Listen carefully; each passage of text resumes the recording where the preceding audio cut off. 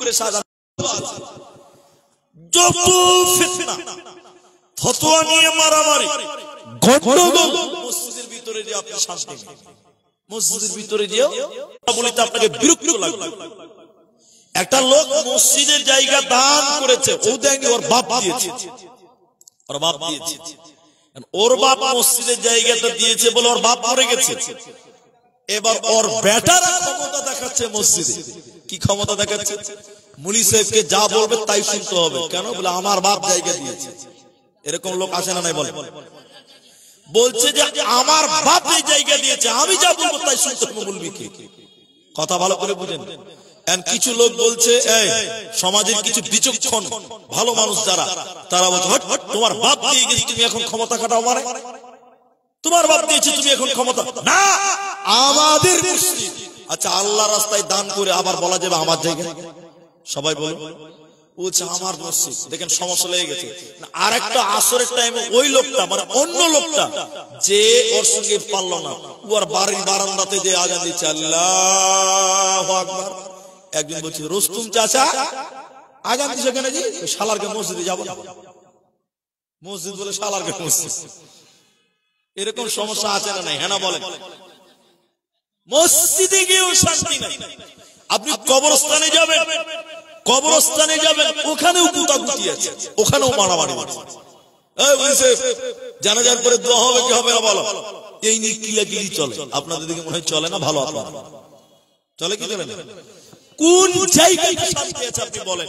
হাদিস শুনবেন, পৃথিবীতে এমন মানুষ আছে ওই অশান্তি ফিতনা প্রবলেম সহ্য করতে পারবে না, আফসোস করবে। হাদিস হযরত আবু হুরায়রা নবীজি বললেন, শোনো, বিশ্ব নবী বললেন, একজন জীবিত মানুষ একটা কবরের সামনে দিয়ে যাবে, একটা কবরের সামনে দিয়ে একটা জীবিত মানুষ যাবে, আর সে আফসোস করে আল্লাহকে বলবেন, আল্লাহ আল্লাহ তাবারাকা ওয়া তাআলা, এই কবরে কেন আমি গেলাম না? এই কবরে কেন আমাকে নিচ্ছ না? এই কবরে কেন আমি গেলাম না? এই কবরে কেন আমাকে নিচ্ছ না? জীবিত মানুষ কেন কবরে যেতে চাইবে? বন্ধুরে, জীবিত মানুষ কেন মরণ চাইবে? শুনে নাও, মুহাদ্দিসগণ বলছেন, শুনে নাও, জগতের অশান্তি সহ্য করতে পারবে না, জগতের ফাসাদ সহ্য করতে পারবে না, জগতের অশান্তি ফিতনা সহ্য করতে পারবে না। তখন জীবিত মানুষ আল্লাহকে বলবে, আল্লাহ মরণ দাও, মরণ দাও, মৃত্যু দাও। জীবিত মানুষ তখন নিরুপায় হয়ে মৃত্যু চাইবে। জগতে শান্তি রবে না, রবে না, রবে না। একই ফিতনা শুরু হলো, জেনে রাখো সবে মসজিদ হবে, অলিতে গলিতে মুসল্লি হবে না, নামে মুসলিম হবে শুধু, ঈমান থাকবে না। একই ফিতনা শুরু হলো, জেনে রাখো সবে মসজিদ হবে, অলিতে গলিতে নামাজি হবে না, নামে মুসলিম হবে শুধু, ঈমান থাকবে না। ওতে বন্ধুরে, পৃথিবীর অশান্তি সহ্য করতে না পেরে মানুষেরা বলবে, মরণ দাও, মৃত্যু দাও, মরণ দাও। কিন্তু মৃত্যু চাওয়া যাবে না, হারাম করেছে। আমার দিকে দেখেন, একটু মুখটা খুলে। অনেক মানুষ বলে, আল্লাহ এত লোকের মরণ হয়েছে, তুমি আমাকে দেখতে পাও না? বলে না ভাই? আরে বিষ খায় কেন মানুষে? শখ করে খায়। ফরডন বিষ কেন খাচ্ছে মানুষ? আপনি দেখেন, আপনি দেখেন, খালি রিপোর্ট দেখেন, বর্তমান খবর দেখেন, আপনি এত সুসাইড হচ্ছে কেন? এত মানুষ জান দিচ্ছে কেন? এত মানুষ ফাঁসিতে ঝুলছে কেন? এত বিষ হচ্ছে কেন? একটাই কারণ, পৃথিবীর সমস্যা সহ্য করতে এরা কথা বলে না। আল্লাহ, আপনারা একটু মুখ খুলবেন, তাহলে বুঝাতে পারবেন। সেদিন দেখেন, সেদিন একটা রেল লাইনে একটা মেয়ে কাটা পড়ল, মেয়ে সেদিন এটা মেয়ে রেল লাইনে নিজে জান দিয়ে দিল। আমার নিজের এরিয়ার কথা বলছি, নিজের এলাকার কথা বলছি। তবে মেয়েটার ব্যাগ থেকে পরে কাগজ টাগজ বের হলো, কোথাকার মেয়ে কার মেয়ে। একটাই কারণ, পরিবারের অশান্তি। কিসের অশান্তি বললাম? পরিবারের অশান্তি। আপনি কত নেবেন? যুবক ছেলে ফাঁসি দিয়ে মরে গেল, কত দেখবেন? পরিবারের অশান্তি। আজকে শান্তি কোথায়? পৃথিবীতে শান্তি কোথায়? নিরুপায় হয়ে যদিও মৃত্যু চাওয়া বা নিজেই সুসাইড করা হারাম কবিরা গুনাহ। কিন্তু মানুষ কখন সুসাইড করে? যখন বিপদ এতই হয় তার সামনে সমাধানের কোনো পথ সে বের করতে না পারে, তখন মানুষ সুসাইড করে, তখন মানুষ জীবন দেয়, তখন মানুষ ফাঁসিতে ঝুলে। ঠিক না নাই বলেন? এটাই বাস্তবতা। আপনাকে চাক্ষুষ আরেকটা প্রমাণ বলবো। আমার দেশে যখন এনআরসি হলো, আপনারা বিহার এবং বাঙ্গাল আশেপাশের মানুষ যারা আছেন, আমার রাজ্যে যখন এনআরসি হলো, আপনারা জানেন না যেদিন 10 বছর সময় লেগেছে, 10 বছর। কত বছর বললাম? 10 বছর। 10 বছর পর মানুষেরা কাগজ নিয়ে ঘুরতে পেরেশান, কোনো ফলাফল ভালো নেই। নিরুপায় হয়ে যখন নাগরিকত্ব পেল না, 19 লক্ষ লোক বাদ গেল। আপনি জানেন সেদিন 50-এর ঊর্ধ্বে লোক একদিনে সুসাইড করেছিল, অথচ এগুলো ন্যাশনাল মিডিয়াতে খবর প্রকাশ করা হয়। একদিনে 50-এর ঊর্ধ্বে এত লোক মারা গেছিল। কেন জানেন? সমস্যা। আরে 10 বছর কাগজ দিয়ে দৌড়তে যখন কোনো সমাধান না পাই, সহ্য করতে না পেরে কেউ বিষ পান করলো, কেউ গঙ্গাতে ঝাঁপ দিল, কেউ ট্রেনের তলে গেল, কেউ আর কিছু করলো। জগতে ভাই কোথাও শান্তি খুঁজে পাওয়া? নবীজি বললেন, শোনো, এমন মুসিবত সমাজে আসবে, ফিতনা আসবে কেমন? বলে রাতের আঁধারের মতো। রাতের আধার কিভাবে শুরু হয়? মাগরিবের নামাজ পড়তে মসজিদে গেলেন, কোনো লাইট লাগলো না, টর্চ লাগলো না, নামাজ পড়ে বের হলেন, অন্ধকার হয়ে গেল। বাড়ি চলে এলেন কোন রকম, এশারের নামাজ পড়বেন, কিছু দেখতে পাওয়া যায় না। এবার টর্চ লাইটের নবী বললেন, শোনো, সমস্যা পৃথিবীতে এমন করে আসবে, রাতের অন্ধকারের মতো। হুট করে অন্ধকার হবে না, আস্তে আস্তে অন্ধকার হতে থাকে, আস্তে আস্তে ফিতনা, আস্তে আস্তে আস্তে আস্তে গোটা পৃথিবীতে ফিতনা ছড়িয়ে যাবে, গোটা পৃথিবীতে সমস্যা দাঁড়িয়ে যাবে। পৃথিবীর কোন জায়গাতে যেন শান্তি রবে না। কিন্তু নবীজি বললেন, শোনো, ওই সময় তোমাদের ধৈর্য ধরতে হবে, ওই সময় তোমাদের ধৈর্য ধরতে হবে। কিন্তু ধৈর্য ধরা যাবে না, অনেক কঠিন হবে। নবীজি বললেন, শোনো, ফিতনার সময় যারা ঈমানের উপরে চলতে পারবে, ঈমান নিয়ে ধৈর্য ধরে যারা চলতে পারবে, বিশ্ব নবী বলেছেন, শোনো, 50 জন সাহাবীর সমপরিমাণ নেকি আল্লাহ তার আমল নামায় দেবে।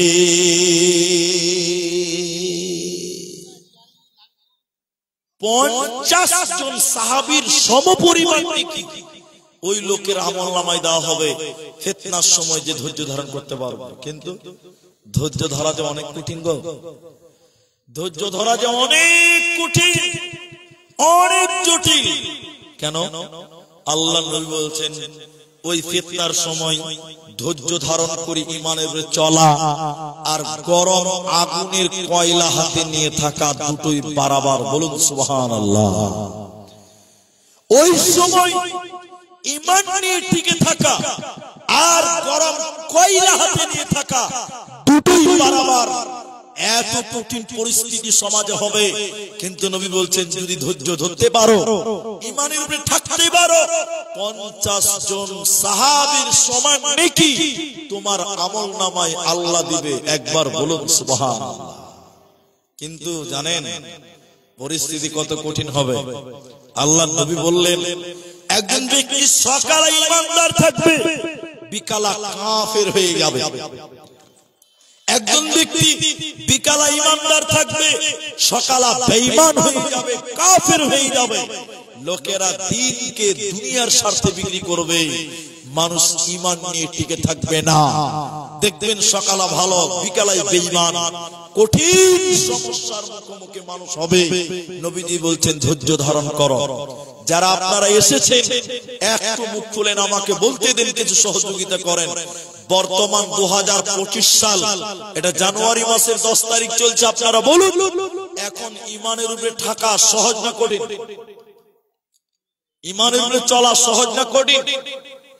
অনেক কঠিন। আপনি জানেন না, আপনি অল্প বয়সে দাড়ি রাখবেন, আপনি বউ পাবেন না, ঠিক না? নাই বলেন? আপনি ঈমান নয় টিকবেন, আপনি বিয়ে করতে গেছেন, আপনি বলছেন আমি যৌতুক নিব না, ডিমেন্ট নিব না, ফোন নিব না। মেয়ের বাপ বলছে তাহলে ছেলের নয় কোনো সমস্যা, ঠিক না? নাই বলেন? ঈমান নিয়ে থাকা বড় কঠিন। আপনি ঈমানদারের পরিচয় দিবেন যে আমি ডিমেন্ট নিব না, ফোন নিব না, যৌতুক নিবে না। এবার মেয়ের গার্জিয়ান বলবে ছেলের বোধহয় কোনো সমস্যা আছে। জি ভাই, এটা বলে না? আপনি যদি দাড়ি রাখেন, মেয়েরা বলবে বাবা বাবা নমস্কার, চাচা বলবে চাচা, ঠিক বলো না? বলেন। আল্লাহর নবী বলছেন ঈমানের উপরে থাকা আর গরম কয়লা হাতে নিয়ে থাকা দুটো বরাবর। বর্তমান সময়ে দেখেন ঈমান নিয়ে থাকা বড় কঠিন, বড় কঠিন, অনেক কঠিন, আপনি ভাবতে পারবেন না। প্রত্যেকটা মানুষ জেনার পাপে জড়িয়ে যাচ্ছে। আপনি বলবেন আমি ফেরেশতা নাকি? আপনি ভালো, আপনি জেনার পাবে না, আপনিও আছেন। আপনাকে দেখাই, আপনি একটা সাবান কিনবেন, আরে নিজের কামাই দিয়ে সাবান কিনবেন মাত্র 10 টাকা, ওই সাবানে দেখবেন এটা ল্যাংটা মেয়ে দিয়ে দাঁত বার করে হাসছে, ঠিক না? নাই বলেন? চোখের জেনা থেকে বাঁচবেন কি করে বলেন? আপনি 20 টাকা দিয়ে কলকেট কিনবেন, কলকেট ওতেও দেখবেন খালা দাঁত বার করে আছে না? নাই বলেন? আপনারা বলেন আছে না? নাই? আপনি কেরোসিন তেল কিনতে যাবেন, ওই সাবানও দেখবেন মেয়ে মানুষের ছবি ছাপা আছে। কি করে চোখের জেনা থেকে বাঁচবেন বলেন? আল্লাহ নবী বলছেন ঈমান নিয়ে থাকা গরম কয়লা হাতে নিয়ে থাকা বরাবর। অনেক সময় লাগবে। আপনারা আমার দিকে তাকান। সমস্যা যদি বলি, উত্তরপ্রদেশ একটা রাজ্য, কয়েকজন নামাজি দাড়ি ছেড়ে যাচ্ছে, তাদের দাড়ি ধরে টেনে বলছে বল জয় শ্রীরাম, বল জয় শ্রীরাম, বল জয় শ্রীরাম। মুসলমান দাড়ি দেখেছে, মাথায় টুপি দেখেছে, দাড়ি ধরে টেনে বলছে জয় শ্রীরাম। তাহলে এবার বলুন, দাড়ি নিয়ে থাকা সহজ না কঠিন? আপনারা বলুন। কঠিন। আপনাকে কতটি বলবো, অনেক কথা। হাদিসের শেষ কথা বলি, নবী বললেন একজন মানুষ যদি ঈমান নিয়ে থাকতে পারে অনেক জটিল, গরম কয়লা নিয়ে থাকা অসম্ভব, ঈমানের উপরে টিকে থাকা ওরকম অসম্ভবের মতন। কিন্তু যদি কেউ ঈমান নিয়ে থাকে, নবী বললেন 50 জন সাহাবীর সমান নেকি আল্লাহ তার আমলনামায় দিবে। বলবেন না সুবহানাল্লাহ? এরকম পরিস্থিতিতে ঈমান নিয়ে থাকতে হবে, ধৈর্য ধারণ করতে হবে। ফিতনার কি আসবে, কি রকম ফিতনা দেখতে পাবো আল্লাহর নবী বললেন। হযরত হুযায়ফা রাদিয়াল্লাহু তাআলা আনহু তিনি বর্ণনা করে, বিশ্ব নবী বলছেন হুযায়ফা রে, এমন একটা সময় আসবে রে, মানুষেরা দাজ্জাল কামনা করবে।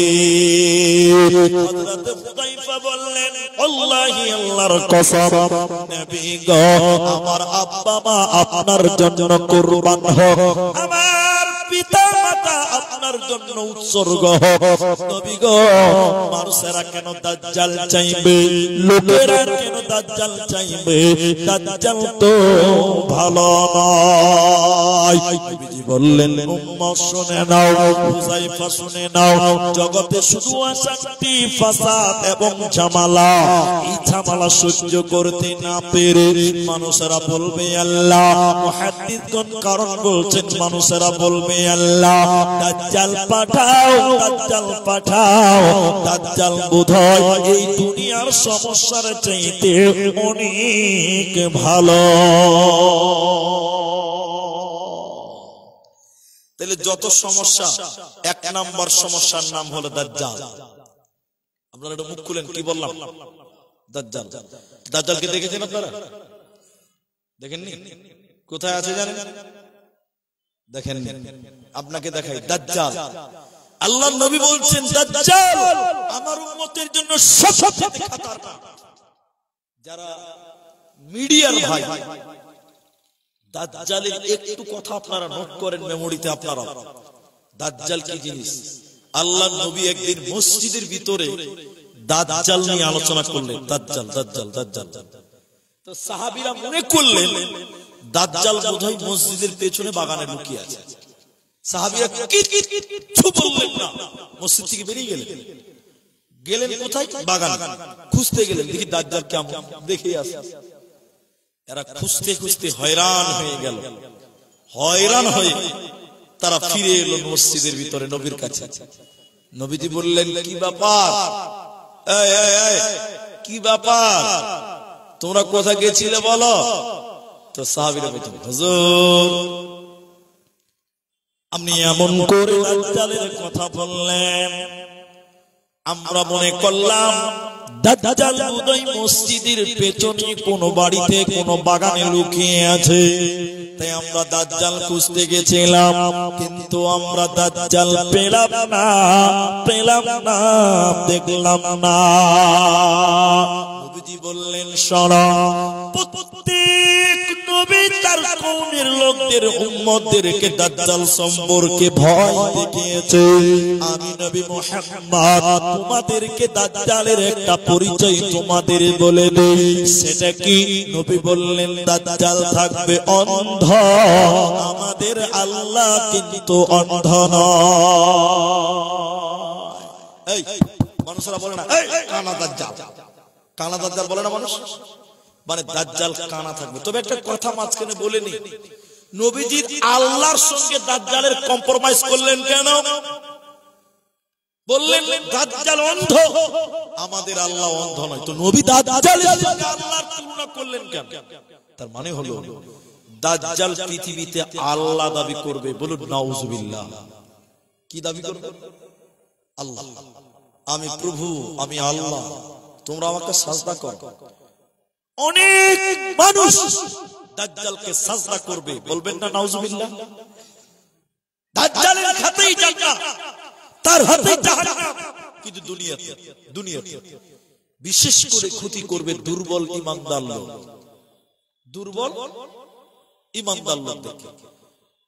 এখন কিছু দুর্বল ঈমানদার তারা বলবে তুমি কি করে আল্লাহ হও? তুমি যদি আল্লাহ হও তাহলে জীবিতকে মৃত্যু করো, মৃত্যুকে জীবিত করো। আচ্ছা বলুন, মৃতকে জীবিত করতে পারে কে? এরা কথাই বলে না। যারা দুর্বল ঈমানের লোক ওরা বলবে তুমি যদি মৃত মানুষকে জীবিত করতে পারো তবে মানবো যে তুমি আল্লাহ। কিন্তু আপনারা মুখ খুলেন ভাই, সবাই বলেন কেউ যদি আল্লাহ বা নবী দাবি করে ও আল্লাহ কিনা বা নবী কিনা এটা প্রমাণ চাওয়া হারাম। কথা বুঝতে পারলেন? প্রমাণ চাওয়া কি করলাম? হারাম। প্রমাণ দিতে পারলেই তো আল্লাহ, তাহলে মানে কি আল্লাহর একটা হতেও পারে। এই জন্য প্রমাণ চাওয়া হারাম। এবার দাজ্জাল বলবে আমি মৃত মানুষকে জীবিত করবো, আমাকে আল্লাহ মানবে? এরা বলবে হ্যাঁ, যে মরাকে জীবিত করতে পারে ওই তো আল্লাহ। আপনারা কি বলছেন? এবার আপনার দাদু আজকে 90 বছর আগে মারা গেছে, ওই দাদু কবর থেকে উঠাবে। দাজ্জাল বলবে কবর থেকে ওঠো, কবর থেকে আপনার দাদু উঠবে। আপনার দাদু কবর থেকে উঠে বলবে পতা, আমার বাংলা বুঝতে পারছেন তো? পতা এটাই আল্লাহ, সাজদা করো। তখন কিছু কমজোর ঈমানের লোক হুট করে দাজ্জালকে সাজদা করবে। কিন্তু না, যে আপনার দাদু সেজেছে ও শয়তান, ও আপনার দাদু নয়, শয়তান আপনার দাদুর আকৃতি নকল করেছে। এজন্য শুনে নেন, দাজ্জাল অন্ধ, অনেক ক্ষমতা তার পৃথিবীতে থাকবে, অনেক ক্ষমতা মানুষদেরকে বেঈমান বানাবার জন্য দাজ্জাল পৃথিবীতে আসবে। তাই আমার নবী ফিতনার কথা বলছিলেন, সমস্যার কথা বললেন। প্রথম নাম্বার হলো দাজ্জালের সমস্যা, দাজ্জালের ফিতনা। দাজ্জাল কেমন, দাজ্জাল কোথায় আছে, দাজ্জাল কেমন, এক আমার দিকে তাকান তাইলে বুঝতে পারবেন দাজ্জাল কেমন গো। ফাতেমা বিনতে কায়েস রাদিয়াল্লাহু তাআলা আনহা তিনি বলছেন, একদিন আমি নামাজ পড়তে গেলাম, নবীজির নামাজের পেছনে ছিলাম, একদম মেয়েদের লাস্টে। এটা মুসলিম শরীফের বর্ণনা। দেখেন দাজ্জাল কোথায় আছে, খুব ভালো লাগবে, এটা শুনেন, ভালো লাগবে। তো ফাতেমা বিনতে কায়েস বললেন, নবীজি নামাজ পড়ে হাসতে হাসতে দাঁড়ালেন আর বললেন, এই এই বসো বসো, সবাই বসে যাও আপনার জায়গাতে। সবাই বসলেন। আল্লাহর নবী মিম্বারে উঠে বসলেন এবং বলতে লাগলেন, শোনো শোনো, তামিম আদ-দারি খ্রিস্টান, খ্রিস্টান তামিম দারি তার বাস্তব জীবনের একটা গল্প আমি নবীকে বলেছে, যেটা আমার সঙ্গে একদম মিলে গেছে। গল্পটা তোমাদেরকে শোনাই, দাজ্জাল কোথায় আছে পাবে। তামিম দারি বলছেন, আমরা লাখ এবং জুজাম শহরের প্রায় 30 জন মানুষ চলে গেলাম সমুদ্রে ঘুরতে। আপনারা মুখ খুলেন ভাই, অনেক মানুষ শখ করে সমুদ্রে ঘুরতে যায়, যায় না? এই কিছুদিন আগে দেখেছেন, 2 বছর আগে ওই টাইটানিক দেখতে গিয়েছিল কয়েকজন, 5 জন ব্যক্তি। দেখেছেন কি দেখেননি বলেন? তারা গিয়েছে, তো আজও গেছে, কালও গেছে, লাশও খুঁজে পায় আর কোনদিন ফিরবে না। তো তামিম দারি বললেন, আমরা সমুদ্রে ঘুরতে গেলাম। সমুদ্রে যখন গেলাম, সমুদ্রের উত্তাল ঢেউ আমরা হারিয়ে গেলাম। 1 মাস আমরা হারিয়েছিলাম। কয়দিন? 1 মাস। 1 মাস পর আমরা একটা তীর পেলাম। তীর তীর তীর বুঝেন তো, ধার, তীর তীর। তখন টাইম মাগরিব হবে টাইম, মাগরিব হবে টাইম, ভালো করে বুঝেন। আমরা সেই তীরে দাঁড়ালাম। এমন সময় একজন ব্যক্তি আমাদের কাছে এলেন, সূর্য ডুববে এরকম টাইম, আমরা তো হারিয়ে গেছিলাম অচেনা জায়গায়। একজন মানুষ এলেন আমাদের কাছে। মানুষটা দেখতে কেমন? এদিকে দেখেন, আমাদের মাথায় যেমন চুল আছে, ওর গোটা বডিতে এরকম চুল আছে। কোনটা তার মাথা, কোনটা তার পাছা বুঝাই যায় না। এরকম ভয়ঙ্কর লোক আপনার সামনে যদি এসে দাঁড়ায়, ভয় লাগবে কি লাগবে না? ওরা বলে না কথা, কিছু কিছু লোক তো একদম মাইনাস করে দিবে ভাই। জি ভাই, কোনটা তার মুখ, কোনটা তার পাছা বুঝা যায় না। তামিম দারি বলছেন, আমরা ভয় পেয়ে গেলাম। অপরিচিত জায়গা, 1 মাস পর একটা ধার পেলাম। তিনি এসে বললেন, অনেক কথা আমি শর্ট করে বলছি, ওই যে একটা ঘর, এই ঘরে একজন ব্যক্তি তোমাদের সঙ্গে দেখা করবে, কথা বলার জন্য ব্যাকুল হয়ে আছে, ব্যাকুল হয়ে আছে। আমার দিকে দেখে দেখে তো তামিম দারি বলছেন, আমরা ভয় পেলাম। শয়তান হতে পারে, হতে পারে কেন? খুব জোরাজুরি করলাম, তার কথা মানলাম, ঘরে গেলাম। আমার দিকে দেখেন, এদিকে ওই লোকটাকে এরকম প্রাইমারি স্কুলে আগে বাচ্চাদেরকে মুরগি করাতো না? পড়াশোনা না পারলে বাচ্চাদের কি করাতো? মুরগা করাতো, মুরগা। তামিম দারি বলছেন, আমরা একজনকে দেখলাম, বিরাট আকৃতি, তাকে মুরগা করার মতন হাত পা শিকলতে বেঁধে রেখেছে, চিরকে লাফালাফি করছে।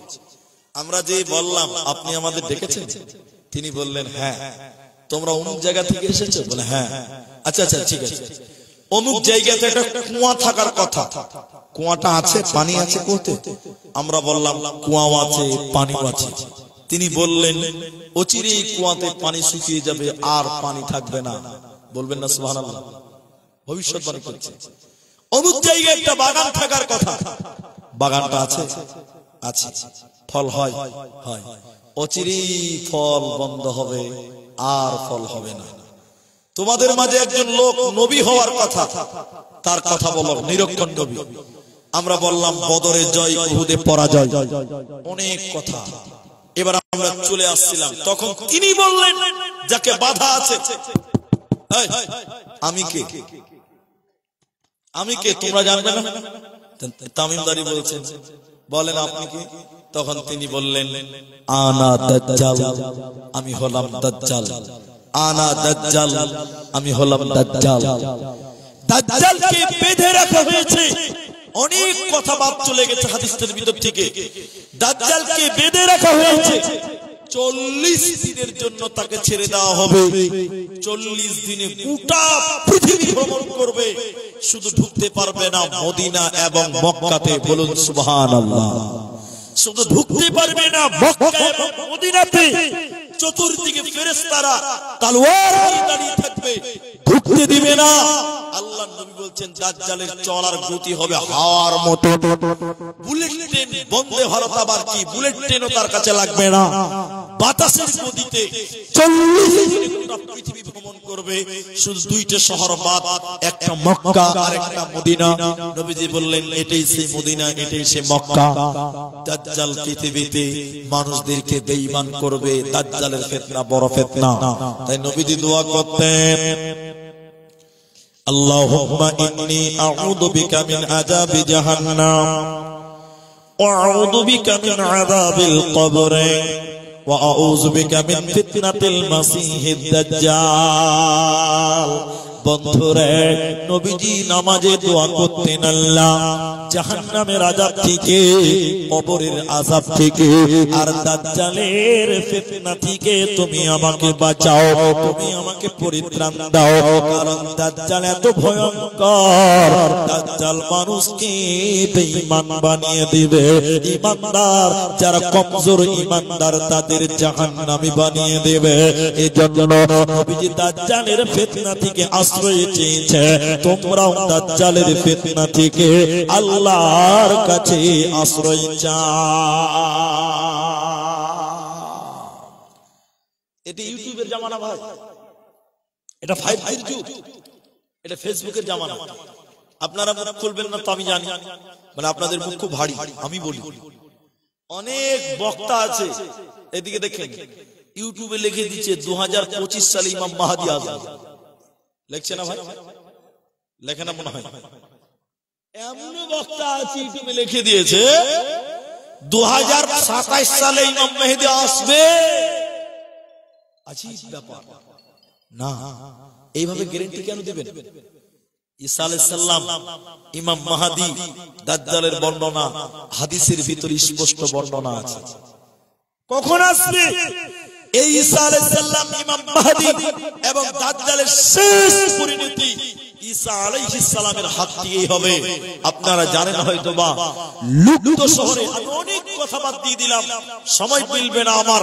আমি 5 রকম ফিতনার কথা বলবো, মাত্র একটি বলছি, দাজ্জাল। শুনেন, ঈসা আলাইহিস সালাম তিনি যুদ্ধ ঘোষণা করবেন দাজ্জালের বিরুদ্ধে। এই যুদ্ধে অনেক মুসলমান মারা যাবে, কিন্তু শুনলেন দাজ্জালের অনেক চেলাবেলা থাকবে। থাকবে না?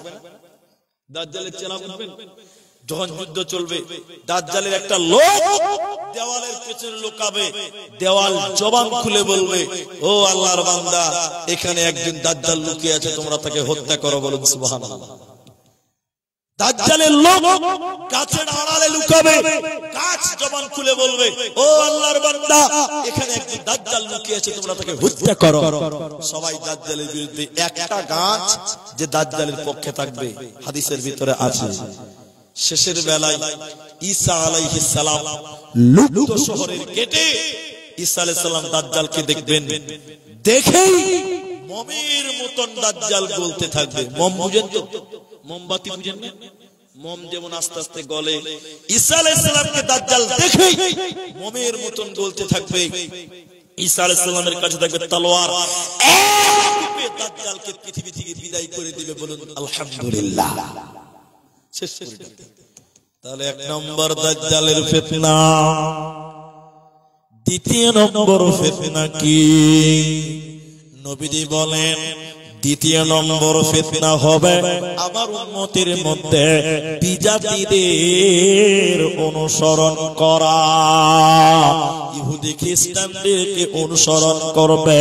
আল্লাহর নবী বলেন শেষ জামানায় আমার উম্মতের মধ্যে ফিতনা ছড়িয়ে যাবে। আমার উম্মত আমি নবীকে মানবে না, বিজাতিদেরকে পদে পদে অনুসরণ করবে, ইহুদি খ্রিস্টানদেরকে পদে পদে অনুসরণ করবে। আমার উম্মত নবী মুহাম্মদকে মানবে না, মানবে না, মানবে না। এখন মুসলমান বিজাতিদেরকে মানছে, ঠিক বললাম না? বলে এরা কথা বলে। আমরা 5 বছর 10 বছর আগে বলেছি দাড়ি রাখুন, মুসলমান দাড়ি রাখে না, রাখে না। এখন কিছু কিছু দাড়ি বের হয়েছে কোহলি মার্কা দাড়ি, ঠিক না? নাই বলে। তুমি মুসলমান মোহাম্মদকে অনুসরণ করেছো না, কোহলিকে অনুসরণ করেছো। কোহলি মার্কা দাড়ি বুঝেন তো আপনারা মনে হয়, এতখানি এতখানি দেখে মনে হয় চোর চোর মনে হয়। কোথায় ধরা পড়েছে? চুর করতে ধরা বলে ছেড়ে দেয়, ছেড়ে দিয়েছে, খাড়ো খাড়ো হয়ে থাকে এতখানি এতখানি। তাহলে আমার উম্মত নবীকে মানবে না। আল্লাহ নবী বলছেন, মুস্তাওয়ার ইবনে সাদ্দাদ রাদিয়াল্লাহু তাআলা আনহু তিনি বলছেন, নবীজি বলেছেন আমার উম্মত ইহুদি নাসারাদেরকে পদে পদে অনুসরণ করবে। আজকে আপনাকে কয়টা বলবো, মুসলমানদের বিয়ে বাড়ি হয়ে যায় যে অমুসলিমদের মত, ঠিক না? নাই বলে। মুসলমানদের বিয়েতে মুসলমানের নীতি নাই, মুহাম্মাদের নীতি নেই। ইহুদি খ্রিস্টানদেরকে, আরে হাজী সাহেবের বেটির বিয়ে আছে, হাজী সাহেবের বেটির বিয়ে আছে, 3 দিন আগে থেকে মেয়েরা হলুদ কাপড় পরে বসে গায়ে হলুদ, গায়ে হলুদ, গায়ে হলুদ। আপনি ভাবেন, আপনি ভাবেন মুসলমানদের বিয়ে, অথচ মুহাম্মাদের আদর্শ বিয়ে বাড়িতে পাওয়া যায় না। আর দুক দুক দুক দুক দুক দুক দুক ডিজে গান বাজছে। আপনাদের দিকে বিয়েতে গান বাজে? এদিকে বাজে না? কমে গেছে। এমন জোরে ডিজে বাজছে মাটি শুধু থর থর থর থর করে কাঁপে। আজকে তুমি মাটিকে কাঁপাচ্ছ, যেদিন কবরে যাবে মাটি তোমাকে কাঁপাবে। আজকে তুমি মাটিকে কাঁপাও, যেদিন কবরে যাবে কবর তোমাকে কাঁপাবে, মাটি তোমাকে কাঁপাবে, সেদিন তোমার পালাবার পথ থাকবে না। সব ইহুদিদের মতন হয়ে গেছে। মুসলমান ছেলেরা ফেসবুকে লিখছে হ্যাপি নিউ ইয়ার। আপনাদের দিকে লেখে না মনে হয়? দেখছে মুসলমান ছেলেরা আজকে 7 দিন থেকে পিকনিক খাচ্ছে। কিদের পিকনিক? বলে 1 জানুয়ারি। তোর মাথায় গোবর আছে। যেদিন 1 জানুয়ারি জালসা, মানে ডিসেম্বরের 31 তারিখে আমাকে ফোন করছে, আমাকে একদিন ফোন করছে, খুব ভালোবাসা আমাকে, খুব ভালোবাসা আমাকে, বলছে হুজুর হ্যাপি নিউ ইয়ার। আমি তোর কথায় আগে আমাকে বলছে হ্যাপি নিউ ইয়ার। তুমি পেলে কোথায়? ইহুদি, তারা ইহুদি, তারা খ্রিস্টান। আবু হুরায়রা রাদিয়াল্লাহু তাআলা আনহু বলেন, নবী মুহাম্মদুর রাসূলুল্লাহ সাল্লাল্লাহু আলাইহি সাল্লাম বলেছেন, আমার উম্মত পূর্ববর্তী জাতিদেরকে পদে পদে পদে পদে অনুসরণ করবে। জিজ্ঞাসা করলেন আল্লাহর নবী গো, ওরা কি রুম এবং পারস্যবাসী? ওরা কি ইহুদি এবং খ্রিস্টান? নবীজি বলছেন, তারা ছাড়া আর কে হতে পারে বলো? অন্য জায়গায় নবী বলেন, আমার উম্মত ইহুদিদেরকে পদে পদে অনুসরণ করবে, বিজাতিদেরকে পদে পদে অনুসরণ করবে। ওরা যদি সাপের গর্তে যায়, আমার উম্মত সাপের গর্তে ঢুকবে। আমার উম্মত আমাকে মানবে না, ইহুদিদেরকে পদে পদে পদে পদে মানবে। এরা দুনিয়াতে শান্তি পাবে না, মরার পর জান্নাত পাবে না। অতএব বিধর্মীদের অনুসরণ করা যাবে না, ইহুদিদেরকে অনুসরণ করা যাবে না, নচেত জগতে শান্তি রবে না, পাবে না, পাবে না। বিজাতিদের অনুসরণ দেখবেন, আপনাকে আরেকটা দেখাই, তাহলে বুঝতে পারবেন। আল্লাহু আকবার। কি বলবেন আপনাদেরকে, একটা কথাই খালি আপনি মনে রেখে দেন। একটা লোক এসে আল্লাহর নবীকে বলছেন, এদিকে দেখেন, আল্লাহর নবী কিয়ামত কবে হবে? ডাইরেক্ট প্রশ্ন, কিয়ামত কবে হবে? আচ্ছা বলুন, এইভাবে প্রশ্ন হয়? বলি কিয়ামত কবে হবে, দিন জানতে চাইছে। আল্লাহর নবী তাকে বললেন, কিয়ামতের জন্য তুমি কি প্রস্তুতি নিয়েছো, তুমি কি প্রিপারেশন নিয়েছো, তুমি বলো। লোকটা বলছেন, আমি আল্লাহ এবং আল্লাহর নবীকে ভালোবাসি। নবী বললেন, যে যাকে ভালোবাসবে তার সঙ্গে তার কিয়ামতের দিন বিচার হবে। বলুন না সুবহানাল্লাহ। তাহলে আপনি যে রাসূলকে ভালোবাসেন, রাসূলের আদর্শ মানেন, আপনার বিচার হবে নবী মুহাম্মদুর রাসূলুল্লাহ। আর আপনি যদি কোহলি মার্কা দাড়ি মারা, বিচার কার সঙ্গে হবে? এমন পিটন দিবে না, কাউকে দেখাতে পারবে না। নাম্বার 3, ফিতনা, অশ্লীলতার ফিতনা। বেহাইর ফিতনা, পৃথিবীর মানুষদের হায়া শরম কমে যাবে। মুসলিম শরীফের বর্ণনা একাধিক হাদিসে এসেছে, আল হায়াউ মিনাল ঈমান ওয়াল ঈমান বিল জান্নাহ। নবী বলেন ঈমান আছে যার, জান্নাত আছে তার। হায়া আছে যার, ঈমান আছে তার। যার হায়া নাই তার ঈমান নাই। যখন মানুষের শরম থাকে না, তখন মানুষ সব রকম পাপ করতে পারে। ঠিক না নাই বল? এই জন্য নবী বলেছেন জগতে দেখবে শরম কমে যায় মানুষের। এখন মেয়েদের দেখে এখান থেকে আন্ডার প্যান্ট পরে রাস্তাঘাটে চলছে, আছে না নাই বলে? ছেলেদের শরম আছে? ছেলেদের শরম আছে? আপনাদের কি বলছে ছেলেদের শরম আছে? বহুত আগেকার পুরাতন কথা রিপিট করছে, এটা অনেকদিন পর বলছে কথাটা, বহুদিন আগে। তার আমিও নতুন মানুষ, মমতাজুরও নতুন বক্তা, ও ভাইরা ভাইরা শুনেন। আমি ওর নামটা বলার একটাই কারণ, পুরাতন জামানার কথা। একদিন মালদা টাউন স্টেশনে, তখন কাঞ্চনজঙ্ঘা গাড়ি ছিল না আমাদের, কাঞ্চনজঙ্ঘা ট্রেন ধরে জলসায় যাবো, এদিকে কোথায় আলিপুর দুয়ার টোয়ার ওদিকে কোথাও হবে, ধূপগুড়ি ফালাকাটা ওদিকে মনে নেই আমার সঠিক। 5-7টা ছেলে এবং মেয়েও ছিল তার মধ্যে। কাঞ্চনজঙ্ঘা ট্রেন ওরা ধরে প্ল্যাটফর্মে 4 নাম্বার দাঁড়িয়ে আছে, 4 নাম্বার প্ল্যাটফর্ম মালদা টাউন। আল্লাহ, কয়েকটা ছেলেকে দেখলাম জিন্সের প্যান্ট পরেছে, এদিকে দেখেন, এদিকে দেখেন, এখানে ছিঁড়ে, এখানে ছিঁড়ে, এখানে ছিঁড়ে, শালা এইখানে ছিঁড়ে ভিতরে আন্ডার প্যান্টটাও দেখতে পাওয়া যায়। ওরকম আছে না নাই বলে? নাই, এরকম নাই, ভিতরের গুড়াউনটাও দেখতে পাওয়া যাচ্ছে। আমি বলেছিলাম ওই বক্তাটাকে, আমার সঙ্গে যিনি ছিল আরেকদিন ছিল, আরে কি আফসোস রে ভাই, কত গরিব মানুষ দেখ ছিঁড়া কাপড় পরে আছে। আমিও বুঝতাম না, অনেকদিন আগে কথা বলছি। আমাকে ওই বক্তা বলছে, গরিব মানুষ, তোর বাপ কিনতে পারবে, তোকে তো কিনবে, কিনবে তোর বাপকে কিনতে পারবে। ছিঁড়া কাপড় পরেছে, এই যুগে যত ছিঁড়া তত মডার্ন, তত স্টাইল, বলে কি বলে না বলে? তো আমি বলেছিলাম ছিঁড়া কাপড় পরলেই যদি স্টাইল হয়, তাহলে আমার কথা মিলিয়ে নিস, আর 10 বছর পর মানুষ ল্যাংটা হয়ে বলবে এটাই ডিজাইন। এখন কিছু কিছু ফুল প্যান্ট দেখেন, হায়া নাই। এখন কিছু কিছু ফুল প্যান্ট নিচে নামতে নামতে নামতে নামতে পেছনে আন্ডার প্যান্ট দেখতে পাওয়া যায়। এদিকে বোধ হয় না। এই তোমরা বলো, যারা জিন্সের প্যান্ট পরে নামাজ পড়ে, ঢিলা জিন্সের প্যান্ট, আর ওর পেছনে যে নামাজ পড়বে, আমার মনে হয় নামাজি হবে। ও যখন যাবে দেখবেন পাঁচা দেখতে পাওয়া যায়। ঠিক না নাই বলেন? আপনারা গ্রামের মানুষ, আপনারা বুঝতে গেলে বুঝতে পারেন না যে জিন্সের প্যান্ট পরে রুকুতে গেলে দেখবেন পাছা বের হয়ে যায়, ওর নামাজ হবে যে পেছন থাকবে। ও যখন দুনিয়া খানটা দেখবে, তোর নামাজের 12টা বেজে যাবে, সব হায়া শরম থাকবে না।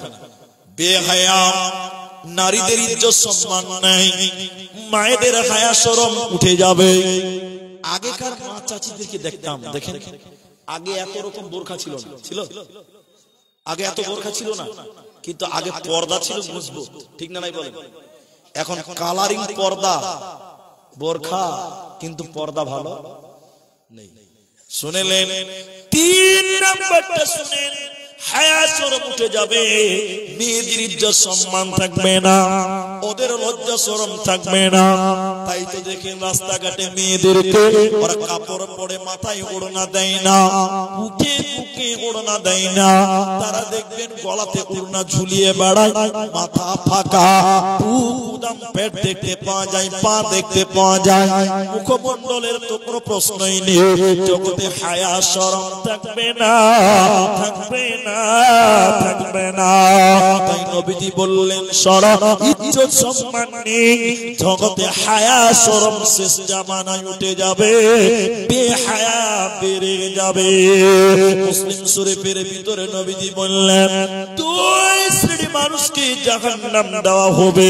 ওই 2 জনের ভিতরে 2 নম্বর নবী বলেন মহিলা। নিসাউন মহিলা কাসিয়াতুন আরিয়াতুন মুমিলাতুন মাইলাতুন। মারে আমার বোনরে, আমার বেটিরে, আমার কান করে শোনেন, আল্লাহর নবী বলেন এক শ্রেণী মহিলা ওরা জাহান্নাম যাবে, আমি বিশ্ব নবী তাদেরকে দেখি নাই। তার মানে নবীজির জামানায় ছিল না, শেষ জামানায় আসবে। তারা কেমন? নবী বলেন ওরা কাপড় পিনবে, এরপরও তারা উলঙ্গ। ওরা কাপড় পিনবে, এরপরও তারা নগ্ন। ওদের লজ্জা থাকবে না, ওদের পিঠ উদাম, ওদের পেট উদাম থাকবে। এরা জান্নাত তো দূরের কথা, জান্নাতের খানো আল্লাহ দিবে না, পাবে না, মিলবে না। এই জন্য নারী কো নবীজি বলেছেন শেষ জামানায় বেহায়ার ফিতনা বাড়বে। মানুষেরা উলঙ্গ থাকতে চাইবে, মেয়েদের মাথা খোলা, মেয়েদের পেট খোলা, মেয়েদের পিঠ খোলা, বুক খোলা। জগতে শান্তি রবে না, পাবে না, পাবে না। 1.5 মিটার কাপড় দিয়েছে ব্লাউজ বানাবার জন্য, 3000 টাকাতে শাড়ি কিনেছে। ওই শাড়ির ভিতরে দেখবেন একটা কাপড় থাকে ব্লাউজ বানাবার জন্য, থাকে কি থাকে না? যারা বিয়ে করেছেন তারা জানেন, যারা বাজার করেছেন, ওই শাড়ির কাপড়ের ভিতরে একটা এক্সট্রা কাপড় থাকে, ওটা ব্লাউজ বানিয়ে নিতে হয়। ওটা কোম্পানি কাপড়টা দিয়ে সিলে অ্যাপ্লাই করতে হবে। 1.5 মিটারেরও কম। কতটা বললাম? 1.5 মিটারেরও দর্জিকে দিয়েছে ব্লাউজ বানানোর জন্য। আর দর্জি যে কত মজা মারছে বুঝলেন, ওই 1.5 মিটারের ব্লাউজের পিঠটা গোটায় চাঁদের মতন কাটা, শুধু একটা ফিতা ঝুলছে, ঠিক না নাই বলে? মেয়েদের গোটা পিঠটা উদাম হয়ে আছে। আর স্কুল কলেজে সরকার, আপনার নীতিশ বাবু বলেন আর মমতা দিদি বলেন, যেই হোক না কেন, সরকার রুলস দিয়েছে, ইউনিফর্ম দিয়েছে, কি মেয়েদের যাই দিয়েছে তার সঙ্গে ওড়না দিয়েছে। এই কথা বলেন, ওড়না আছে না ফর্মে? এই ইউনিফর্ম ওড়না আছে না নাই? কিন্তু মেয়েরা ওড়নাটা মাথায়ও দেয় না, বুকেও দেয় না। কোথা দেয় বলেন তো? গলাতে কোন রকম ঝুলুচ্ছে। লজ্জা শরম আছে? জোরে বলো। 3টা বললাম, আমি আর 2টি বলবো শর্টলি। আমি মূল আয়াত পড়বো, যে আয়াত খুতবাতে পড়েছি, এটা মসজিদের জালসা। আমি আপনাকে বলতে চাই 4 নাম্বারটা, মিথ্যা নবী আসবে। 4 নাম্বার, জগতে ফিতনা আসবে মিথ্যা নবীদের। কিসের নবী বললাম? পৃথিবীতে এসে বলবে আনা নবিউল্লাহ আনা রাসূলুল্লাহ, আমি হলাম আল্লাহর নবী। দেখেন হাদিস, আবু হুরায়রা রাদিয়াল্লাহু তাআলা আনহু, আল্লাহর নবী বলেন লা তাকুমুস সাআ হাত্তা ইউবাআসা দাজ্জালুনা কাযাবুনা কারিবাম মিন 30 জন মিথ্যা নবী আসবে, প্রায় 30 জন। সকলেই এসে বলবে আমি হলাম আল্লাহর নবী, আমি হলাম আখিরি নবী। কিন্তু নবীর পরে আর নবী আসবে না। নবীজি বলছেন লা নবিয়্যা বা'দা ওয়ালা উম্মাতা বা'দা উম্মতি, আর কোন নবী আসবে না, আর কোন রাসূল আসবে না। আনা খাতামুন নবী, আমি হলাম আখিরি নবী। নবীর পরে নবী আসবে মিথ্যা নবী। কয়জন?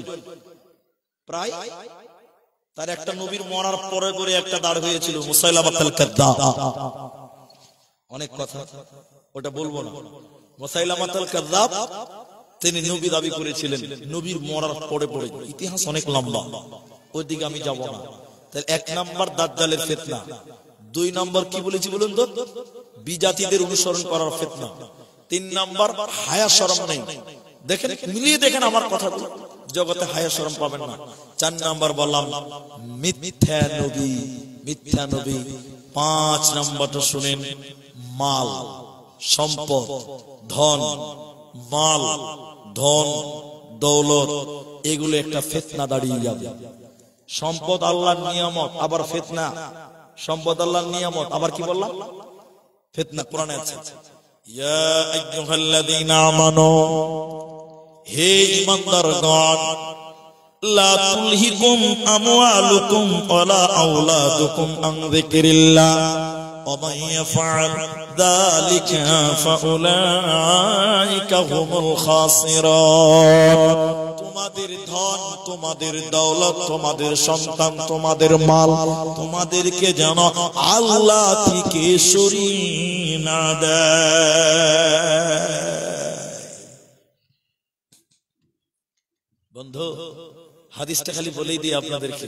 আল্লাহ নবী বলছেন ইয়াতি আলান নাস জামান, এমন একটা জামানা আসবে মানুষেরা পরোয়াই করবে না যে হালাল খেলো না হারাম খেলো। কেউ ভাববে না হালাল না হারাম, যা পাবে লুটে পুটে খাবে, যা পাবে লুটে পুটে খাবে। অথচ হারাম কামাই বেড়ে যাবে, হারাম ইনকাম বেড়ে যাবে। আপনারা যেটি মানুষ আছেন একটু মুখ খুলে বলেন, বর্তমান হারাম ইনকাম সমাজে বেড়েছে, বাড়ে না? আরে 2 নম্বরই ব্যবসা করে আবার প্রত্যেক বছর উমরা করতে যায়, ধর্মটাকে মনে হচ্ছে পাগল। 2 নম্বর ব্যবসা করে প্রত্যেক বছর উমরা করে, ভাবছে যে আমি 2 নম্বরই করলাম আর উমরা করলাম মাফ হয়ে যাবে। মানে চুরি করে কুরবানি দাও, চুরি করে কুরবানি দিলে কি নাকি হবে? তো এরা ওইরকম করতে যে 2 নম্বরই মাল কামাই করবে আর ওই টাকা দিয়ে উমরা করতে যাইছে আর নিজেকে ক্ষমা নিতে চাইছে। ধর্মটা কি পাগল? হায়রে বিবেকবান মানুষ। আল্লাহ নবী বলেছেন যা পাবে তাই খাবে, পরোয়া করবে না। অথচ রাসূলুল্লাহ বলেছেন লা তাযালু কদমা ইবনে আদম, 5টা কথা বলতে হবে মানুষকে, জবাব দিতে হবে, না দিতে পারলে জান্নাত হবে না। একদম দাঁড়িয়ে থাকবে। একটা, ও মালিহি, মাল, মাল কিভাবে কামাই করেছো? নবী বলছেন শেষ জামানায় হারাম ইনকাম বেড়ে যাবে, কেউ চিন্তা করবে না আমি হালাল খেলাম না হারাম খেলাম। নবী বলছেন কিয়ামতের দিন তোমাকে জিজ্ঞাসা করা হবে, সম্মানিত মুসলিম ভাইয়েরা, আর তারপর জিজ্ঞাসা করা হবে যে মাল তুমি ইনকাম করেছিলা কিভাবে করেছিলে, ওটা একটা গেল। তারপরে বলবেন কিভাবে খরচ করেছিলা, ওইটাও তোমাকে বলতে হবে। তাহলে টাকা কোন পথে খরচ হবে ওটা আল্লাহ বলেছেন। কে বলেছেন? টাকা কোন পথে খরচ হবে এটা আল্লাহ বলে দিয়েছেন। কে বলেছেন? কোরআন থেকে বলি। এবার মসজিদে জালসা তো বলতে হবে ওয়া আতাল মাল আলা হুবিহি যাবিল কুরবা ওয়াল ইয়াতামা ওয়াল মাসাকিন ওয়া আবনাস সাবিল। আল্লাহ তাবারাকা ওয়া তাআলা বলেন আল্লাহর মহব্বতে তোমাদের মালকে ব্যয় করতে হবে। কেন? কিয়ামতের দিন আল্লাহ বলবে রে আব্দুর রহমান, তোমার জীবনে 5 কোটি টাকা ছিল, ওই টাকাগুলো কেমন করে খরচ করেছিলা বলো। আপনি যদি আল্লাহর মহব্বতে দান করে আল্লাহকে বলতে পারবেন আল্লাহ আমি তোমার রাস্তায় দান করেছিলাম।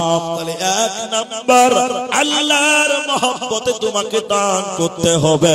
2 নম্বর আল্লাহ বলেন ওয়াতাল মাল আলা হুবিহি যাবিল কুরবা, নিকট আত্মীয়দেরকে তোমরা দাও। নিকট আত্মীয়র মধ্যে আব্বা, নিজের আব্বা, তুমি বড় হয়েছো, বিয়ে করেছো, জুদা হয়ে গেছো, ভিন্ন হয়ে গেছো, তোমার বাপ গরিব, তুমি তোমার আব্বাকে সহযোগিতা করো। তোমার চাচতো ভাইরা গরিব, তুমি তাকে হেল্প করো, সহযোগিতা করো। তোমার ভাতিজাগুলো গরিব, তোমরা তাকে হেল্প করো, সহযোগিতা করো। তোমার মাল আছে, প্রথম নম্বর নিকট আত্মীয়দেরকে তুমি ব্যয় করো। এরপরে আল্লাহ বলেন ওয়ালিয়াতামা, এতিমদেরকে তুমি তোমার মাল থেকে সহযোগিতা করো, এতিমদেরকে দান করো। ওয়াল মাসাকিন, আর মিসকিনদেরকে তোমরা সহযোগিতা করো, মিসকিনদেরকে তোমরা সহযোগিতা করো। আল্লাহ তোমাদেরকে জান্নাত দেবে। আর দুস্থ গরিব মুসাফিরদেরকে তোমরা দাও যারা তোমার দ্বারে দ্বারে এসেছে। অতএব প্রথম নাম্বার আল্লাহর রাস্তায়, আল্লাহর রাস্তায় তুমি তোমার মালকে ব্যয় করো। কোনটা ব্যয় করবেন আল্লাহ ওটা বলেছেন, লান তানালুল বিররা হাত্তা তুনফিকু মিম্মা তুহিব্বুন, সবচেয়ে প্রিয় জিনিসটা তুমি দান করো। সবচেয়ে কোনটা প্রিয় জিনিসটা? মসজিদের যেগুলো কাতারে কয়টা থাকে, আপনাদের থাকে না? আমি জুমা মসজিদে যখন ইমামতি করেছি আমি জেনেছি কিছু কিছু লোক ছিঁড়া টাকা ওইখানে দান করে। কি করে বললাম? ছিঁড়া টাকা, ছিঁড়া টাকা মানে যে টাকা দুনিয়ার কেউ নেবে না ওটা আল্লাহকে দিচ্ছে। এরকম লোক নাই ভাই? কিন্তু আল্লাহ বলছে কি সবচেয়ে মহব্বতের প্রিয় জিনিসটা তুমি দান করো। কোরআন 4 পারার প্রথম লাইন আল্লাহ বলেন লান তানালুল বিররা হাত্তা তুনফিকু মিম্মা তুহিব্বুন। সবচেয়ে প্রিয় পছন্দের জিনিসটা তুমি আল্লাহর রাস্তায় দান করো। অথচ মসজিদের কাঁটারে কয়টাতে যেটা পচা ছিঁড়া ওইটা দান করবে, যে কেউ নেয় না তা আল্লাহকে দিলাম, যা চালিয়ে নাকি বাবা। আল্লাহ আরো বলছেন কিভাবে দান করবে। আল্লাহ বলছেন ওয়ানফিকু মিম্মা রাযাকনাকুম মিন ক্বাব। আল্লাহর ভাষা দেখছেন। আল্লাহ বলছেন আমি তোমাদেরকে যা রিজিক দিয়েছি। আচ্ছা বলুন, আপনার কামাই যা করেছেন, সম্পদ আদি, জমি জায়গা, টাকা পয়সা, কে দিয়েছে? সবাই বলুন আল্লাহ। ওটা আল্লাহ বলছেন ওয়ানফিকু মিম্মা রাযাকনাকুম মিন ক্বাব। আমি তোমাদেরকে যা রিজিক দিয়েছি ওইখান থেকে তুমি আমার রাস্তায় ব্যয় করো। বলুন সুবহানাল্লাহ। আপনি বড়াই করতে পারবেন না যে আমার মাল আমি কেন দিব। আল্লাহ বলছে না, দিয়েছি আমি। মালটা কার দিয়েছে? আল্লাহ দিয়েছে। আল্লাহ বলছে আমার দেওয়া মাল থেকে তোরা আমি আল্লাহর রাস্তায় দান কর। কি লাভ হবে? কখন দিবেন? আইয়াতিয়া আহাদাকুমুল মাউত, মৃত্যু চলে আসার আগে তোমরা দান করো। তাহলে মানুষ মরার আগে তোমাকে মসজিদ বানাতে হবে, মৃত্যুর আগে তোমাকে ঈদগাহ দিতে হবে, মসজিদে দিতে হবে, মাদ্রাসায় দিতে হবে, এতিমদের দিতে হবে, মিসকিনদের দিতে হবে। দেখো অনেকক্ষণ কথা বললাম, আমার পরেও যেহেতু বক্তা আছে তাই আমি আল্লাহর কালামকে সাক্ষী রেখে আপনাদেরকে বলি, এটা মসজিদের দান, মসজিদের জালসা। আমি না চাওয়াতেও একজন 500 দিয়েছেন। এটা মাস্টার ডাক্তার কাসিমউদ্দিন শেখ কত দিয়েছে? 5100 নাকি? 5100 টাকা দিয়েছেন। আমি না চাওয়াতেই দান দিয়ে দিয়েছেন। আমি আপনাদের ভাই, এই মসজিদটার জন্য, মসজিদ আল্লাহর ঘর, 9:30 পার হয়ে গেছে। আপনাদেরকে বলতে চাই এই মসজিদটার জন্য এখানে যারা কেউ দিবেন 10,000 টাকা, কেউ দিবেন 20,000 টাকা, কেউ দিবেন 5,000 টাকা, কেউ দিবেন 2,000 টাকা। যারা যে নিয়তে এসেছেন আল্লাহ আপনার নেক উদ্দেশ্য পূরণ করবেন। যারা মা নাই, মা বাপের কবর শাস্তি আল্লাহ মাফ করবেন। আমি দোয়া করি ডাক্তার সাহেবের জন্য। আর আমি জেনেছি এই গ্রামে অনেক মাস্টার আছে, অনেক মাস্টার আছে। আমি এটা শুনলাম, আস্তে আস্তে শুনেছি। তাই আমি আপনাদেরকে বলতে চাই এই মাঠে 10,000 টাকা দেনেওয়ালা একজন কোন আল্লাহর বান্দা একটু হাত তুলে প্রথম নাম্বার আমাকে দেখান। আমি একটু মুসাফা করি এবং আপনাদের জন্য একটু দোয়া করি। আমি দোয়া করব, দান নিব, চলে যাব। পরের বক্তা তাহলে তাড়াতাড়ি আসতে পারবে। আর আপনারা যদি দান দিতে দেরি করেন তাহলে আসতে বড়ই কঠিন সময় লেগে যাবে। আচ্ছা, 2টা কোরআন মাজিদ একজন দিয়েছেন এবং 400 টাকা স্বামী এবং ছেলের জন্য দোয়া করে চেয়েছেন। আমরা দোয়া করি তার স্বামী এবং ছেলে মারা গেছে নাকি, যাই হোক, আল্লাহ যে হালাতে যে অবস্থায় থাকে আল্লাহ তুমি তার স্বামী এবং সন্তানকে মাফ করে দাও। বলুন আল্লাহুম্মা আমিন। আমিন বলুন। আমার ভাই ডাক্তার সাহেব তিনি 5100 টাকা দিয়েছেন। রব্বুল আলামিন তুমি তার কামাই, তুমি তার রিজিকে তুমি বরকত দান করো। আমরা একবার বলি আল্লাহুম্মা আমিন। ইয়া হাইয়্যু ইয়া কাইয়্যুম বিরহমাতিকা নাস্তাগীথ, ইয়া হাইয়্যু ইয়া কাইয়্যুম বিরহমাতিকা নাস্তাগীথ, ইয়া জিল জালালি ওয়াল ইকরাম।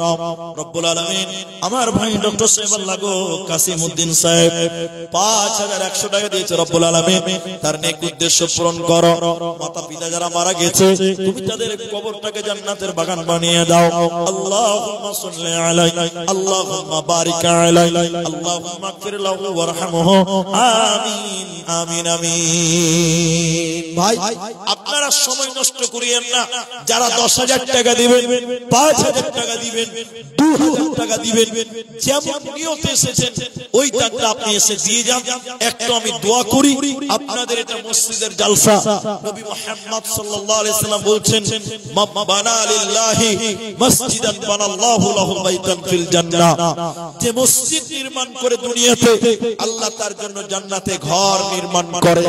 যে মসজিদ নির্মাণ করে দুনিয়াতে দুনিয়াতে আল্লাহ তার জন্য জান্নাতে ঘর নির্মাণ করে।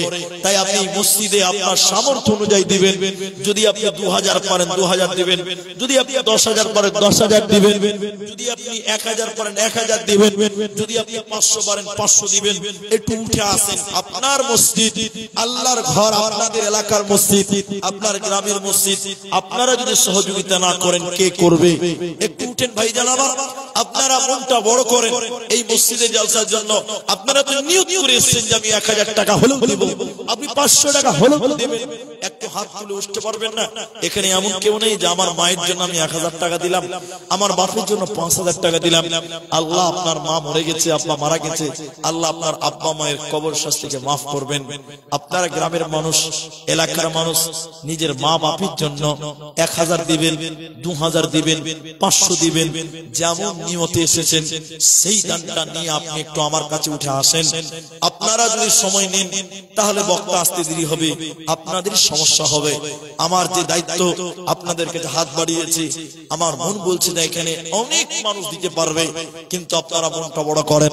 মসজিদটা আল্লাহর ঘর। আল্লাহর নবী বলছেন আস-সাদকাতু বুরহান, দান হলো দলিল।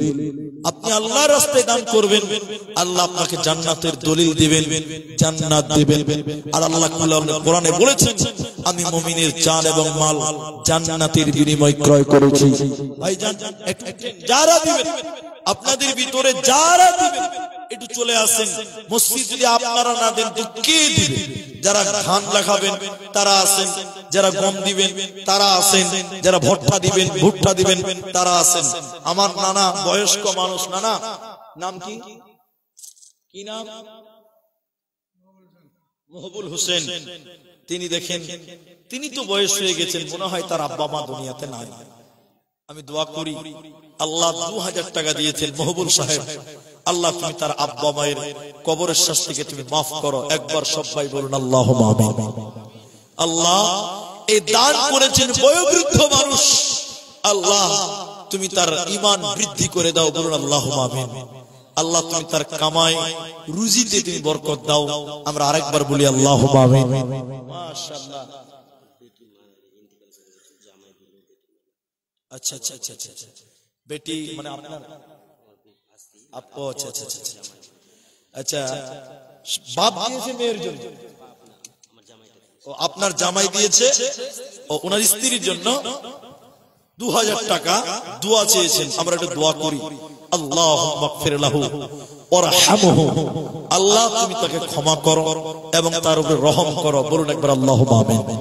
আল্লাহুম্মা সাল্লি আলাইহি, আল্লাহুম্মা বারিক আলাইহি। মৃত্যু মানুষের জন্য 2000 দান কবুল করিয়া নাও তুমি রহমান। কবরের শাস্তি আল্লাহ মাফ করে দিবে, জীবনের গুনাহ খাতা মার্জনা করিবে। তার জন্য 2000 করিয়াছে দান কবুল করিয়া নাও তুমি নিরঞ্জন। আল্লাহুম্মা সাল্লি আলাইহি, আল্লাহুম্মা বারিক আলাইহি। আমিন আমিন আমিন। আসসালামু আলাইকুম। একটি ঘোষণা বিজ্ঞাপনে দেখেছিলেন যে ডেলিগেটের ব্যবস্থা আছে, কুপন ফি হচ্ছে 100 টাকা। যারা খাদ্য কুপন খুঁজছেন, রোড থেকে নামতে স্টেজে বা প্যান্ডেলে আসার জন্য যে রোড থেকে নামছেন, ওখানে গেটের পাশে রোডের উপরে কুপন বিক্রি হচ্ছে। যারা কুপন কোথায় বিক্রি হচ্ছে খুঁজে পাচ্ছেন না, তাদের জন্য বলছি, রাস্তা রোড থেকে প্যান্ডেলের উদ্দেশ্যে নামছে যেখানে, সেখানে রেডের পূর্ব দিকে কুপন বিক্রি হচ্ছে। যাই হোক, আপনাদের কাছ থেকে আমি আশা করব যে আপনারা যার যেমন সম্বল আছে, আপনি যদি 100 টাকা দেনেওয়ালাও হন তবু দিয়ে দেন, আপনি আর দেরি করিয়েন না। আর কখন দিবেন? 9:10 বেজে গেল। তাই ভাইজান আমার, দুইজন দিলেন 2000 টাকা করে। আপনাদের ভিতরে 3 নাম্বার 2000 টাকা যারাই নিয়ত করছেন যে দেব কি দেব না, একটু উঠে আসেন, আমি আপনাদের জন্য একটু দোয়া করে যাই। আসুন ভাইজান, আমার মা জননী, আপনারা যারা পর্দার অন্তরালে বসে আছেন, এই গ্রাম এই এলাকার মা যারা আছেন, আপনারা আসুন, আপনারাও দানগুলো দিয়ে পাঠান। আমি আপনাদের দান নিয়ে একটু আপনাদের জন্য দোয়া করি। আপনারা একটু জলদি করে, আপনারা যারা ব্যবসা করেন, বিদেশে খাটেন, ঠিকাদার আছেন, মাস্টার আছেন, একজন দিয়েছেন 1000 টাকা, আরেকজন দিয়েছেন 500 টাকা। আল্লাহুম্মা আমিন, আল্লাহুম্মা সাল্লি আলাইহি, আল্লাহুম্মা বারিক আলাইহি, জাযাকাল্লাহ, হাইয়াকাল্লাহ, বারাকাল্লাহ। আরো 200 টাকা দিয়ে গেল দান। কবুল করিয়ে নাও তুমি রহমান, আমাদের কাছে তিনি নাম বলিল না। আল্লাহ তুমি এ দানিকে বিপদে ফেলো না। কেউ 1000 টাকা দিল, কেউ 500 দান। এই দান কবুল করো তুমি মেহেরবান। আল্লাহুম্মা সাল্লি আলাইহি, আল্লাহুম্মা বারিক আলাইহি, আমিন আমিন আমিন। কত টাকা, কত পয়সা, কত রাস্তায় খরচ হয়। আল্লাহর রাস্তায় দান করিলে আখিরাতে জমা হয়।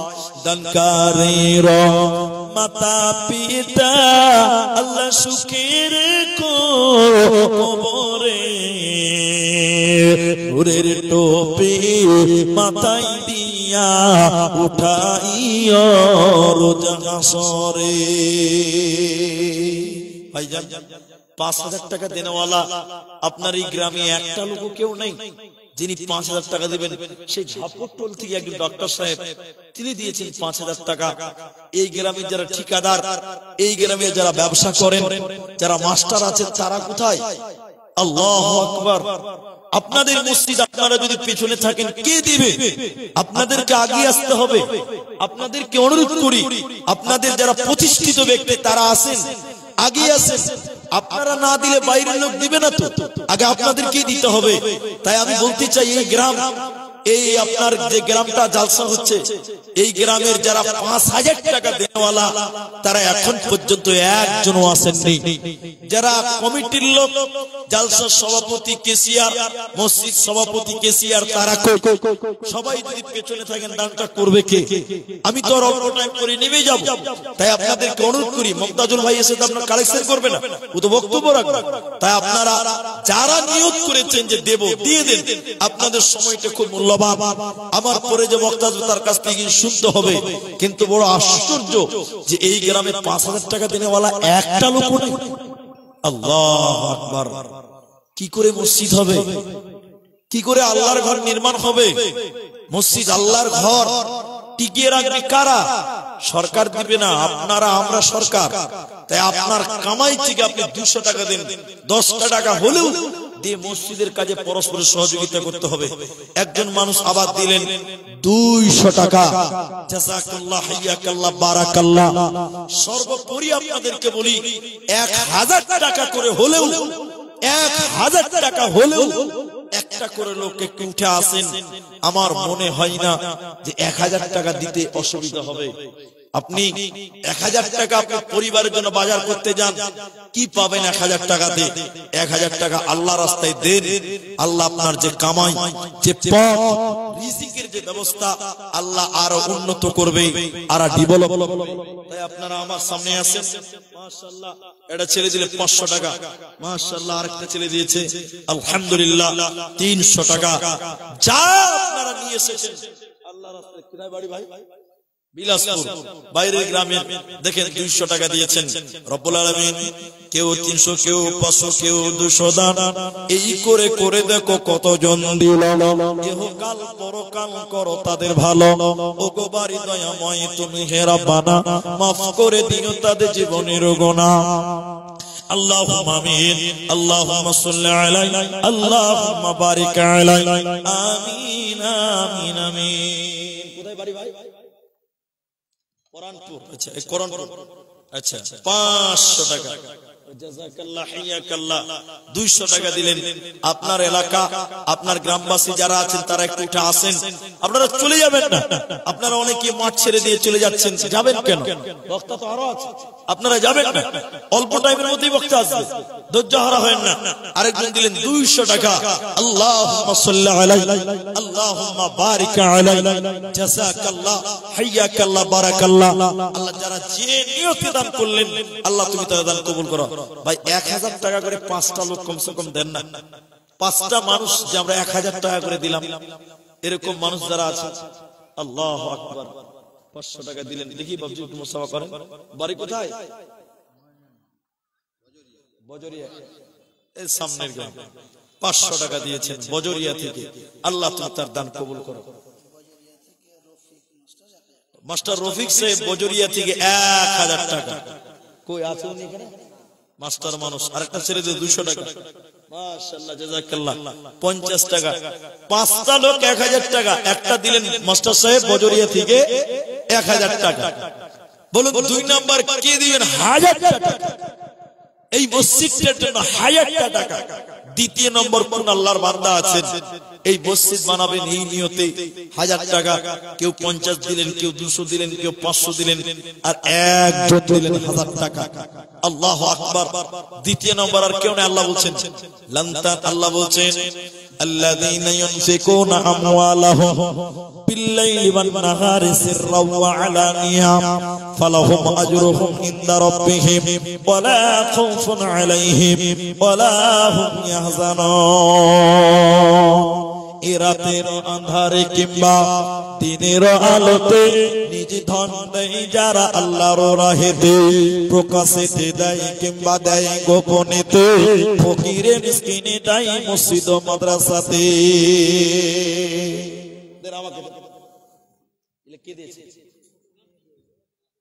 এটা ছোট্ট মেয়ে তার দাদির জন্য দিয়েছে 500 টাকা, 600 টাকা। মাশাআল্লাহ, তার দাদি মনে হয় মারা গেছে। আল্লাহুম্মা গফির লাহু ওয়ারহামহু। আল্লাহ গো পতি দিয়েছে দাদির জন্য, আল্লাহ তার দাদিকে তুমি ক্ষমা করো। আল্লাহ 500 টাকা দিয়েছে রব্বুল আলামিন, তার দান তুমি কবুল মঞ্জুর করো।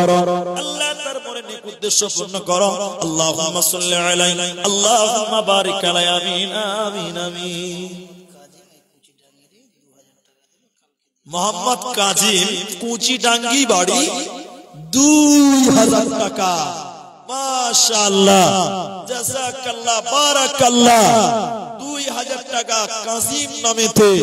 মাশাআল্লাহ, জাযাকাল্লাহ, আল্লাহুম্মা আমিন। আল্লাহুম্মা সাল্লি আলাইহি আল্লাহুম্মা বারিক আলাইহি। তোমার ওরা খেতে দেখো 2000 দান কবুল করিয়ে নাও তুমি মেহেরবান।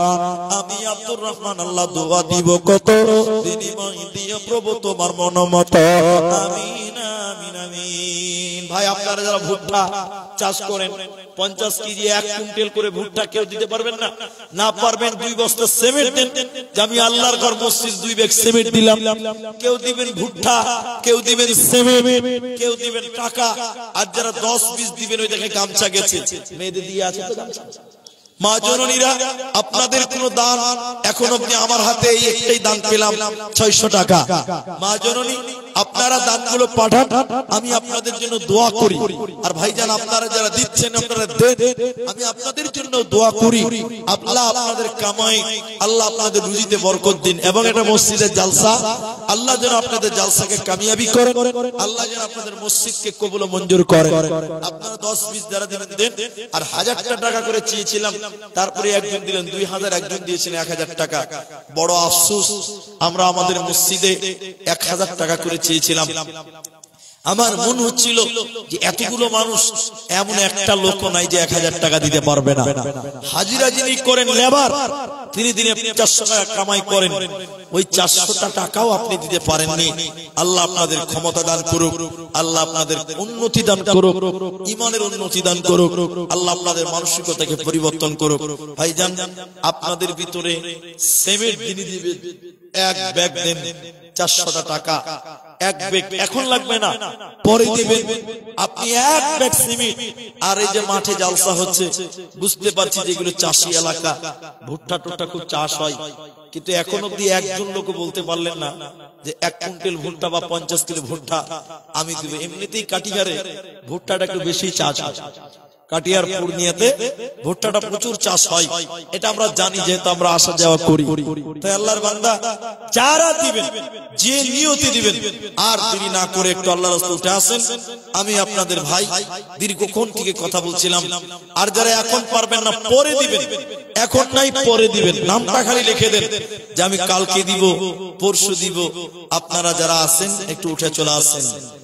ও জীবন জীবন কি যে সুন্দর জীবন, আছে কিনো দাম, আছে কিনো দাম, হাজার মহিনা উড়ি কোলে নাই কোন কাম, জীবন আছে কিনো দাম।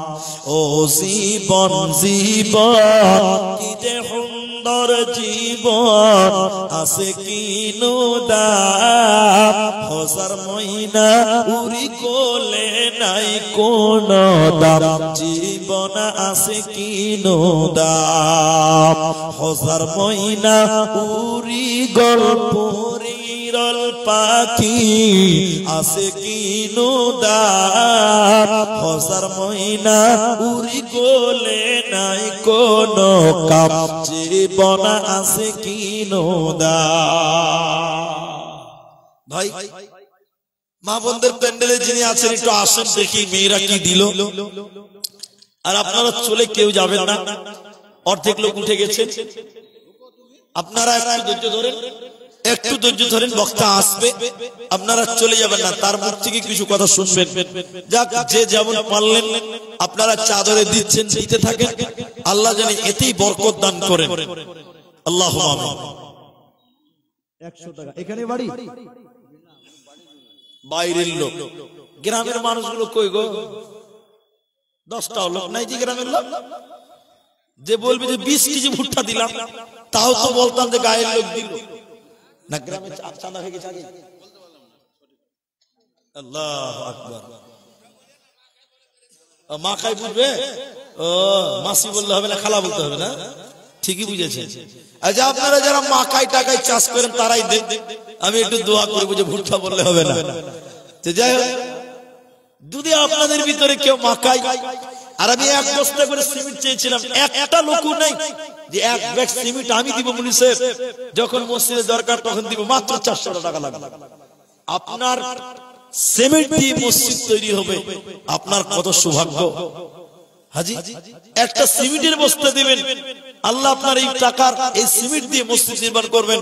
নবীজি বলছেন, মান বানা লিল্লাহ মসজিদান বানাল্লাহু লাহু বাইতান ফিল জান্নাহ, যে মসজিদ বানায় আল্লাহ তার জন্য জান্নাতে ঘর বানায়। তা আপনি জান্নাতের ঘরের জন্য 1 বস্তা সিমেন্টের আবদার করেছি, তাও যদি আপনারা না দিতে পারেন তাহলে আচ্ছা, মেয়েদের কাছ থেকে তো চাদর দিন নাকি? ও চাদরই এটি এসছে, বেশ কিছু টাকা মায়েদের কাছ থেকে এসেছে। বারাকাল্লাহ, হাইয়াকাল্লাহ। আল্লাহ মায়েদের দানকে কবুল করুন, আল্লাহ তাদের হায়াতে বরকত দান করুন, আল্লাহ মেয়েদের নেক উদ্দেশ্য পূরণ করুন। মেয়েরা কেউ 500, কেউ 10, কেউ 20, কেউ 50, কেউ 100 দিয়েছেন। আল্লাহ তুমি মায়েদের কবুল ও মঞ্জুর করো। আল্লাহুম্মা আমিন। আল্লাহ